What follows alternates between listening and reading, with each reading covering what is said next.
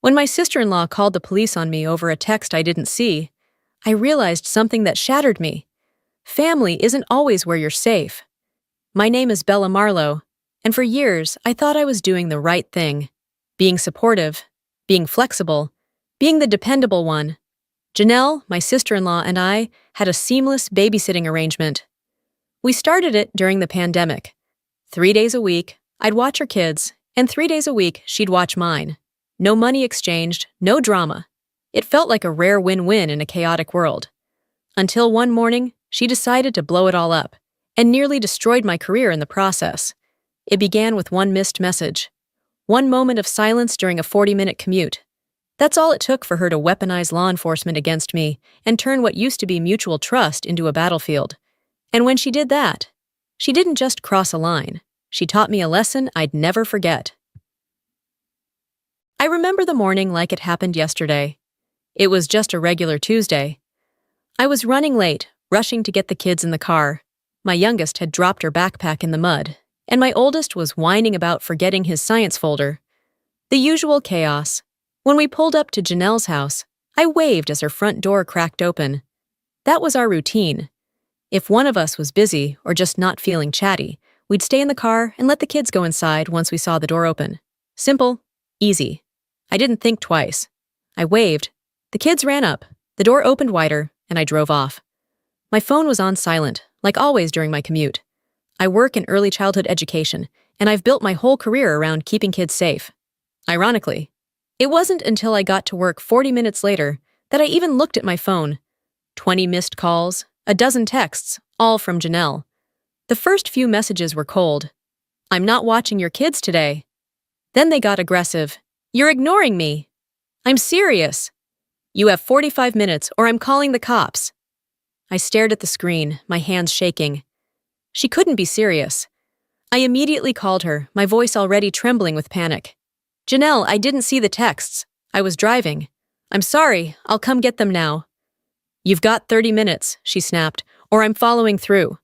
I left work in a blur, stammering half explanations to my boss.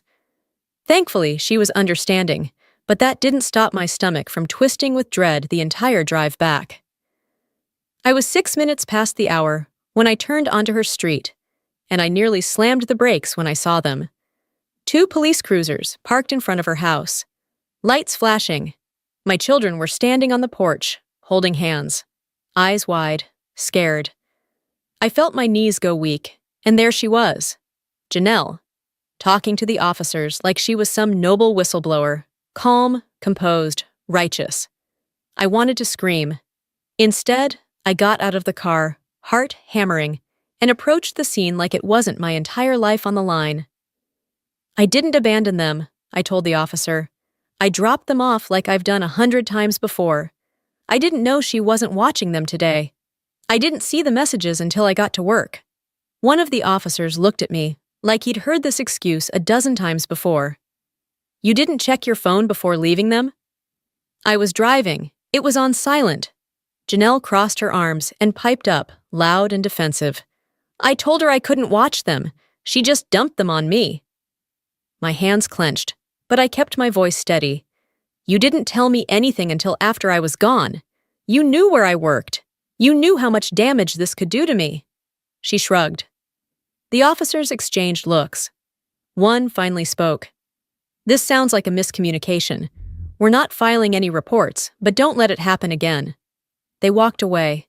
I gathered my kids, barely holding myself together, and started for the car. Then came the final blow. "Maybe next time you'll check your phone," Janelle called out. I didn't respond. I didn't even look at her. Because if I did, I would have exploded. Instead, I drove off in silence, my kids quiet in the back seat. When we got home, I closed the door, locked it, and cried in the laundry room so they wouldn't see me fall apart. That night, I didn't sleep. I just kept picturing their faces on that porch. The flashing lights. Janelle's smug expression. The absolute violation of everything I'd built. She had crossed a line, and I knew I could never go back. The morning after, I woke up still shaking. I had barely slept, and when I did, it was just looping nightmares of flashing red and blue lights and my kids crying on that porch. My phone buzzed before I even made it to the kitchen. A text from Janelle. Maybe I overreacted yesterday. Can we just go back to the schedule? Go back? Like nothing happened? I stared at the message for a long time. A part of me wanted to pretend it was all some twisted misunderstanding. But the bigger part of me, the mother, the professional, the woman who nearly lost her career, knew better. So I typed back, "No, Janelle, we're not going back to anything. You called the cops on me. You knew what that could do to me, and you did it anyway. I'm not babysitting your kids again. Ever." She replied instantly, "If you had checked your phone or actually spoken to me instead of waving from your car, none of this would have happened. I warned you." My chest tightened. Warned me? As if I was some reckless child who needed disciplining. As if her betrayal was justified because I hadn't jumped through her hoops. I typed one final message. "You crossed a line, don't contact me again." Then I blocked her. I wish that was the end of it. But of course, it wasn't. A few days later, my brother Nate called. Janelle's husband, my baby brother, the same one who used to build Lego forts with me in our living room. I hadn't spoken to him since the incident, and part of me hoped he was calling to apologize. He wasn't. "Why are you blowing this out of proportion?" he asked, skipping the pleasantries. "She said sorry. Can't you just let it go?" I bit back a bitter laugh. Let it go? She called the police, Nate, on me. Do you even understand what that could have done if they hadn't believed me? I work with children. I have licensing. My record has to stay clean, or I lose everything. She was pissed, he said, like that explained it all. She didn't mean for it to go that far. She didn't care how far it went. He fell silent for a moment, then his tone shifted. Hard, cold, entitled. You're really screwing us over, Bella. Sarah had to quit her job because we can't afford childcare now. Do you even care how hard this is on us? There it was. The guilt card. I do care, I said, but not more than I care about protecting my kids, or myself. You two made this bed. Lie in it. Selfish, he snapped. You're tearing this family apart. I hung up without another word. Within an hour, my mom called. I should have known she would. Bella, honey, we need to talk. Here we go. She apologized, Mom began. She regrets it. Why can't you just forgive her? For the sake of the family. Because this isn't about forgiveness, I said. It's about consequences.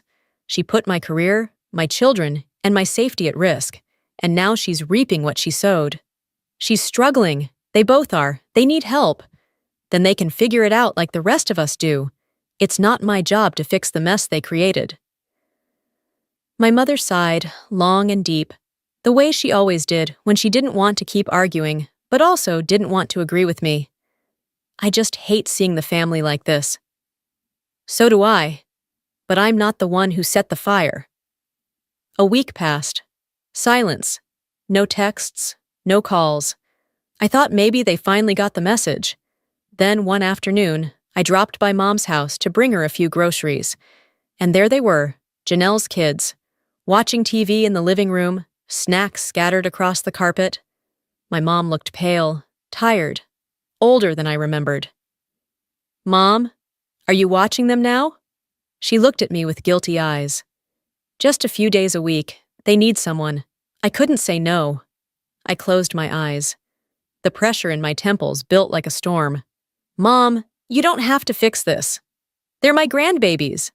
And Janelle is their mother. She didn't answer. It didn't take long for things to get worse. My mom tried to act like everything was fine. It's just 3 days a week, she said. They're good kids. But I could see it in her eyes. She was exhausted. Her energy dipped lower with each passing day. She started forgetting small things, misplacing her keys, napping during the afternoon, which she never did. Then, one Thursday morning, I got a call from her that made my blood run cold. She sounded winded, scared. Bella, I don't feel right. My chest, it's tight. I told her not to move. I broke every speed limit getting to her house. When I arrived, she was on the couch, pale and trembling. Her blood pressure was dangerously high. The doctor said if she kept pushing herself, she'd risk a stroke. I sat by her bedside and held her hand. You can't keep doing this. You're not responsible for their problems. She looked away. They're my grandkids. I know, but love doesn't mean sacrifice without limits. You're not their parent, Mom. You've done more than enough. She nodded slowly. But I knew it wasn't over yet. Because the very next week, while I was dropping off her prescriptions, Janelle showed up at the door, cheerful, casual, like nothing had happened. Hi, Mom. I'll be back around 6. I stepped into the hallway before my mom could answer. No, Janelle, you won't. She blinked, caught off guard. What? You're not leaving your kids here anymore, I said calmly. Mom just got out of the doctor's office. Her blood pressure is through the roof. She's not a built-in nanny. She's recovering. You don't get to ignore that. Janelle's smile vanished. I'm not ignoring anything, she snapped. You don't know how hard it is managing everything while Nate works. Yeah, I do, I shot back. Because I've been doing it alone for years without dumping my responsibilities on someone else. My mom tried to step in, her voice weak. Bella, maybe let's not… No, Mom, I said, turning to her. This isn't about being polite. This is about your health and your limits.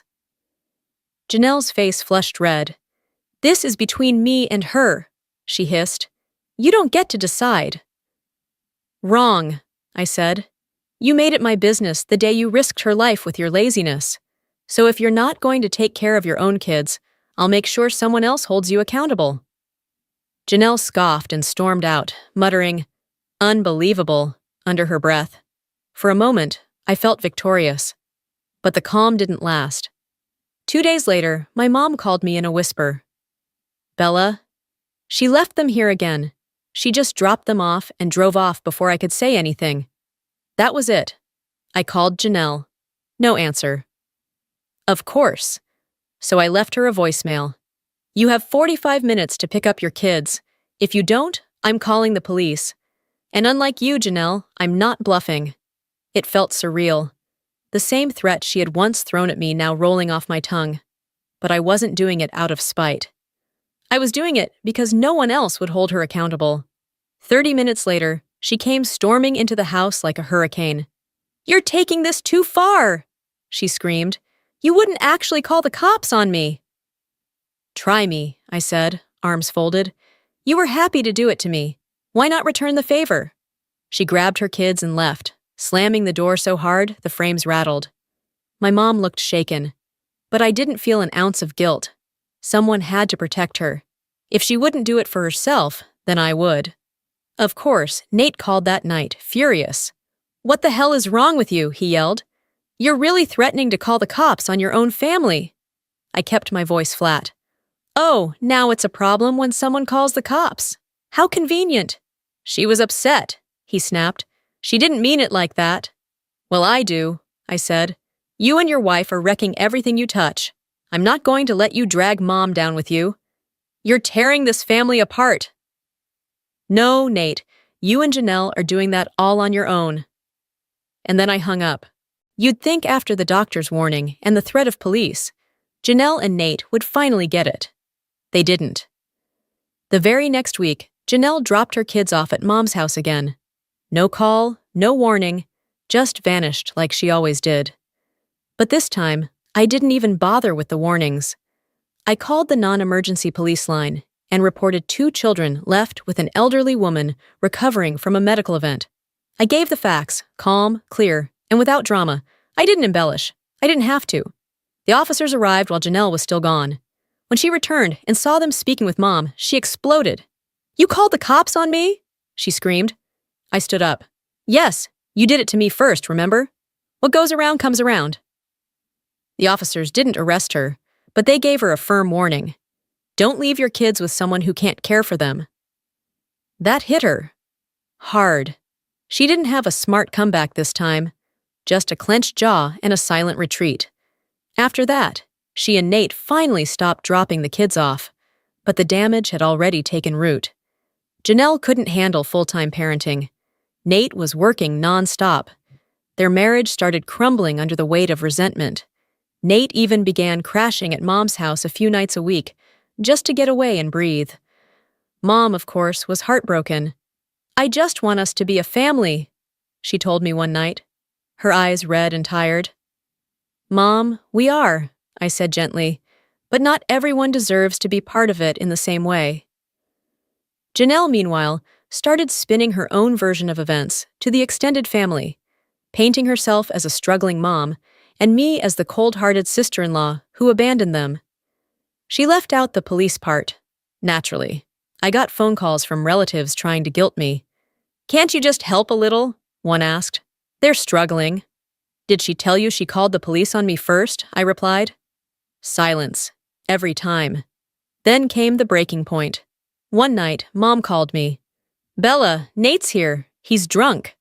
When I arrived, he was rambling. "I can't do this anymore. She's always yelling. I'm working myself to death." I let him talk. Then I said what I needed to. "You need help, not from Mom, not from me, from professionals, because I'm done." He didn't like that. He cursed. He cried. He slurred something about me being heartless. I didn't respond. I just left. The final straw came when Janelle officially quit her job. She couldn't keep up. Nate's extra hours weren't enough. They were drowning in bills. And finally, they started talking about moving back in with Janelle's parents, several hours away from here. "They don't have many options left," Mom said quietly as we sat over tea one rainy afternoon. "Good," I said, calmly but honestly. "Maybe being away will finally force them to face what they've done. And maybe we can breathe again." She didn't argue, but she looked tired in a way that went beyond physical. It was the tired that comes from watching people you love self-destruct, knowing there's nothing you can do to stop it, and learning to let go anyway. A few weeks later, I got a short, bitter call from Nate. "We're moving," he said flatly. "Thanks for nothing." I let out a breath I hadn't realized I was holding. "You're welcome," I said, and hung up. And just like that, they were gone, packed up and moved in with Janelle's parents 2 states away. No goodbye, no acknowledgement, no ownership of what they'd done, just silence. I didn't feel guilty, not even for a second, because in the end, they didn't leave because I pushed them. They left because they ran out of people to lean on. Mom has been doing better. Her energy's slowly returning. Her blood pressure has stabilized. Sometimes she still gets quiet when she mentions Nate or the kids, like there's a sadness she can't quite shake. "I just wish things hadn't turned out like this," she said recently. "Families shouldn't fall apart like that." I squeezed her hand gently. "No one wants them to, but sometimes letting them fall apart is the only way to protect the pieces that matter." She nodded, but I could see the conflict still lingering in her eyes. That's the thing about my mom. She loves deeply, but she also forgives too easily. As for me, I've made peace with it. I used to believe that family was supposed to be unconditional, that if someone shared your blood, you owed them your patience, your energy, your help, no matter what. But now I know better. Love without boundaries isn't love. It's enabling. And sometimes the most loving thing you can do is walk away and let people face the consequences of their own choices. Janelle weaponized the system against me, thinking I'd roll over and forgive her like everyone else had. She thought she could guilt me into submission, that I'd forget how quickly she turned on me. But I didn't forget. And I didn't forgive. Not because I'm spiteful, but because I learned something that day. Your peace matters, your safety matters, and the people who threaten either, no matter what name they go by, don't deserve your silence. So no, I didn't destroy their lives. I just stopped letting them ruin mine.